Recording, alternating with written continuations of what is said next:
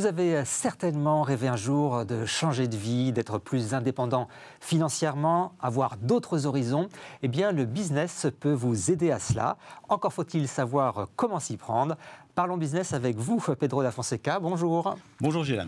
Alors, vous êtes spécialisé dans le rachat d'entreprises et cela vous a permis d'ailleurs de changer de vie. On va en parler. Racontez-nous d'abord ce rachat d'entreprise.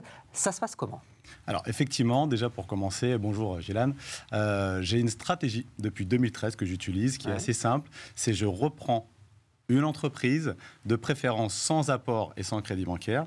Ensuite, je fais un effet de levier avec l'effet bancaire pour racheter les locaux de l'entreprise.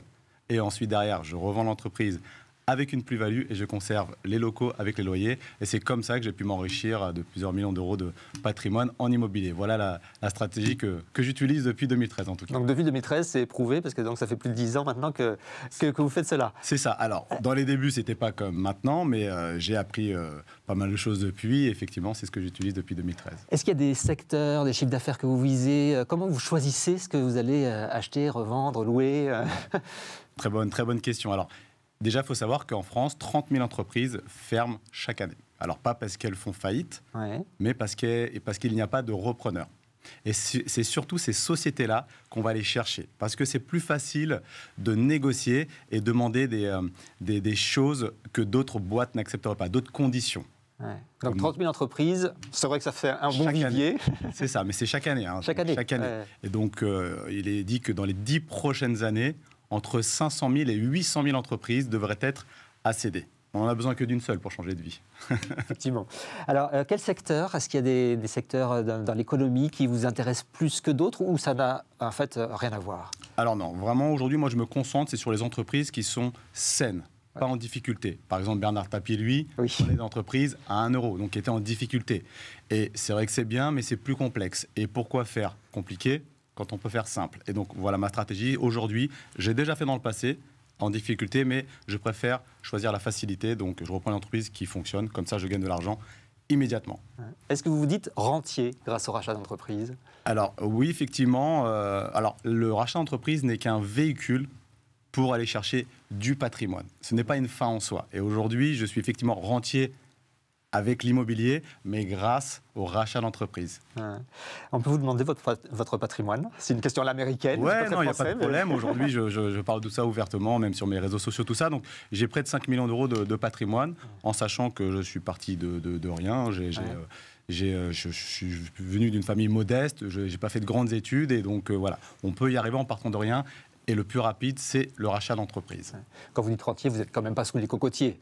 Il y a quand même un quotidien à gérer. Effectivement. Alors, le rentier immobilier, c'est une fable. C'est-à-dire que ce n'est pas une fin en soi non plus. C'est-à-dire qu'on ne peut pas arrêter, quand on est rentier, de faire les choses, les activités. Mais par contre, aujourd'hui, je suis libre financièrement. C'est-à-dire que si je veux stopper tout de suite mes activités, je pourrais, parce que j'ai des rentes, des actifs qui financent ma vie, mon quotidien.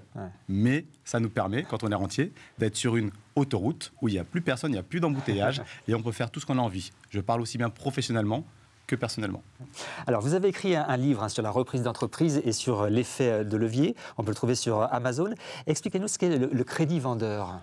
Ah, effectivement, c'est vrai que c'est quelque chose qui devient de plus en plus à la mode et ça existe depuis la nuit des temps. Et le crédit vendeur, en fait, c'est un crédit, comme on l'entend, fait au vendeur et non pas en banque. Et le gros avantage de tout ça, c'est que derrière, on n'est pas caution. Donc d'une part, c'est plus simple de le négocier directement avec le vendeur plutôt qu'avec la banque. Et d'autre part, ça permet de ne pas être caution si toutefois ça tournait au vinaigre. Alors il y a le business, mais d'un autre côté, vous m'avez dit, ma motivation aujourd'hui, c'est accompagner un maximum de personnes dans leur changement de vie. Qu'est-ce que vous proposez pour que justement ces personnes-là, parce que ça fait beaucoup écho à tout ce qu'on a vécu pendant le Covid, tout le monde a eu envie de changer de vie, est-ce que je veux vraiment travailler du lundi au vendredi tout le temps ? Comment vous pouvez accompagner ces personnes-là pour essayer de changer leur vie ? Effectivement. En fait, ce que je veux, c'est créer la plus grande communauté déjà de repreneurs d'entreprise en France et ça passe par divers outils. Le premier, c'est mon livre et ensuite, j'ai des accompagnements aussi bien en ligne qu'en présentiel. Et également avec mes réseaux sociaux, donc ma chaîne YouTube, mes groupes Facebook, tout ça. C'est comme ça que j'accompagne des milliers de personnes dans leur changement de vie au travers de divers investissements, tels que l'immobilier ou le rachat d'entreprise. Alors, parlons quand même du risque. En économie, il y a toujours des risques. Il faut savoir investir là où il faut, etc. C'est quoi la part de risque dans votre concept de rachat d'entreprise? Alors, moi, je suis quelqu'un de très cartésien, c'est-à-dire que je mets toujours un pied devant l'autre. Je ne joue pas au casino ou quoi que ce soit, mais par contre, quand je fais quelque chose, il faut qu'il y ait un plan B et un plan C. Ouais. Et là, effectivement, il y a pas le risque zéro n'existera pas, mais en tout cas, qu'est-ce qui se passe si demain ça tournait au vinaigre? Et ben, comme je vous l'ai dit tout à l'heure, on essaye, dans le maximum des cas, de ne pas être caution.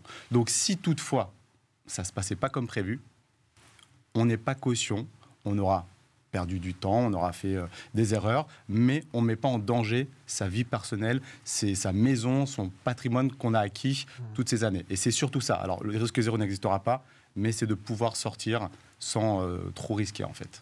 Je reviens sur les formations. Alors, ça se passe comment? Ça dure combien de temps? Ça coûte combien? Les infos pratiques? En fait, après, tout ça, ça va être des accompagnements. C'est sur 12 mois, en général. Ça va être en ligne ou en présentiel. Vraiment, donc après, ça va être découvrement un peu sur mesure. C'est un peu, sur mesure. Donc, du coup, le plus simple, en tout cas, dans un premier temps, c'est d'acheter le livre pour découvrir cette opportunité. Et ensuite, derrière, d'aller plus loin en nous contactant. Et là, on personnalisera si c'est de l'immersion ou si c'est en ligne. Alors, quel type de cours vous proposez? Il y a des différentes séquences, des différents chapitres. Comment ça se passe? Très bonne question.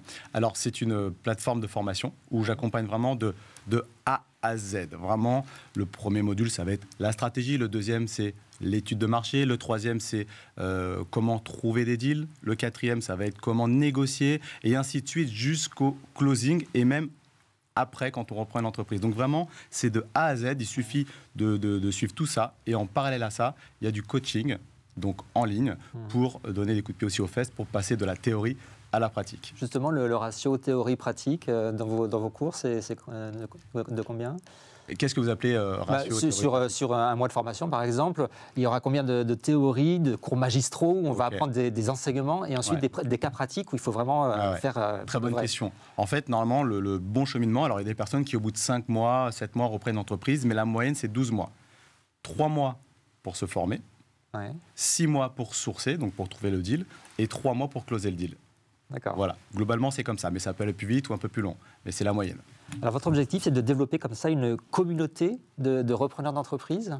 C'est ça. Aujourd'hui, vraiment, ce qui m'anime, je ne fais plus ça, entre guillemets, pour l'argent, mais pour vraiment créer un réseau et une communauté, un mouvement de repreneurs d'entreprise et de faire un transfert de richesse aujourd'hui des pauvres vers les riches. Parce que vraiment, aujourd'hui, on peut s'enrichir en partant de rien grâce à cette stratégie qui est vraiment trop méconnue. Bernard Tapie l'a mis vachement en avant avant moi, mais c'est vrai que c'est dommage, c'est pas utilisé. 30 000 entreprises ferment chaque année.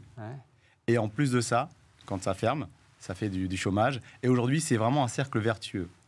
De reprendre l'entreprise, c'est pour l'économie française, tout ça, c'est vraiment un cercle vertueux.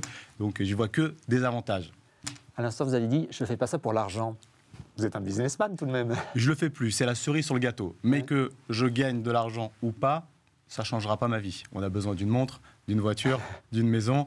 Voilà, on peut avoir une plus grosse montre, une plus grosse maison, mais on ne sera pas plus heureux pour ça. Alors j'aime bien avoir des anecdotes des personnes que j'interviewe. Vous, c'est votre premier achat en 2013. On vous a refusé une affaire que vous vouliez et finalement, valait mieux. Pourquoi? En fait, c'est même l'inverse. En fait, c'est mon premier deal que j'ai acheté. Je ne connaissais pas le crédit vendeur. Et le vendeur de lui-même, parce qu'on pensait que je n'allais pas avoir le crédit pour acheter l'entreprise, m'a proposé de lui-même de me faire crédit vendeur. J'étais jeune, j'avais 29 ans, je ne savais pas ce que ça voulait dire. Et je fais, Jean, je n'en veux absolument pas. Je ne sais même pas ce que c'est. Donc j'ai refusé, chose qu'aujourd'hui tout le monde voudrait avoir. Et donc, du coup, j'ai refusé. J'ai eu mon crédit bancaire. J'ai été caution, chose qu'il ne fallait pas faire. Je ne savais pas à l'époque. Derrière, le club, c'était un club de sport que j'ai repris, a brûlé quelques mois plus tard. Le club a brûlé. Voilà. Et aujourd'hui, j'ai eu de la chance, je m'en suis sorti derrière, mais j'étais caution de tout ça. Et si ça avait tourné au vinaigre, je ne serais pas aujourd'hui là, certainement en train de vous raconter ce que je raconte. Donc, j'ai eu de la chance, mais aujourd'hui, justement, au travers de mon expérience, j'accompagne les gens pour leur éviter de faire plus d'erreurs. Et en fait, mon accompagnement leur coûte beaucoup moins cher que s'ils font des erreurs eux-mêmes. La chance, ça fait partie quand même du business. Vous diriez ça ? Alors non, la chance ne fait pas partie du business, mais de semer des graines fait qu'à un moment, ça pousse. Ouais. Donc, si on ne fait rien, il n'y aura pas de chance qui va se créer. Mais si on sème les choses, à un moment donné, à force de semer, ça pousse. Eh bien, merci beaucoup, Pedro da Fonseca. Je rappelle votre livre Reprise d'entreprise et effet levier, si on veut tout savoir, pour peut-être changer de vie. C'est pas donné à tout le monde non plus, il faut se lancer. Faut se lancer. En tout cas, merci beaucoup d'être venu sur le plateau de Parlons Business. On vous souhaite bon vent et de bonnes affaires. Merci Gilles. À très bientôt pour un nouveau numéro de Parlons Business.